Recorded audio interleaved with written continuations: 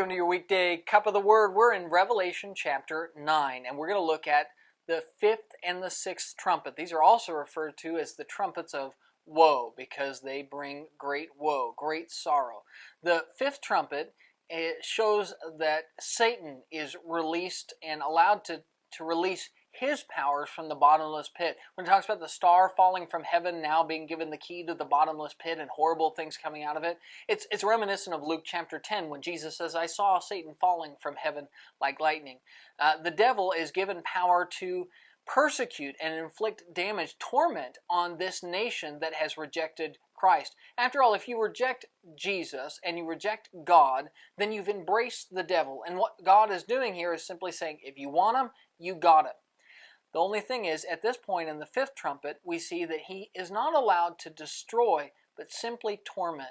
We see that the moral decay and the corruption that comes from serving Satan brings nothing but heartache and trial and pain to those who have accepted him.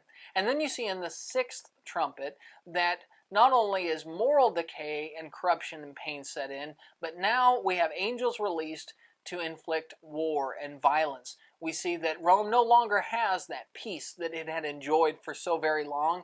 Now they're going to have war on every side, death and destruction. The safety and protection that God provides nations would no longer be provided for them. And yet at the end of this chapter, the most poignant thing is that as this destruction sets in, the goal of it all along was to get the people left to turn to God and to say, we were wrong, and to repent. We've seen this many times in our Bible where God would discipline a nation in the hopes that they would turn back to him. But here in verse 20 and 21, what we see is that the people who are left, who are not destroyed by the war, those people still cling to their idols. They still cling to their old pagan ways, and they reject the King of Kings, Jesus, and his kingdom. That's your daily cup, and we'll see you tomorrow.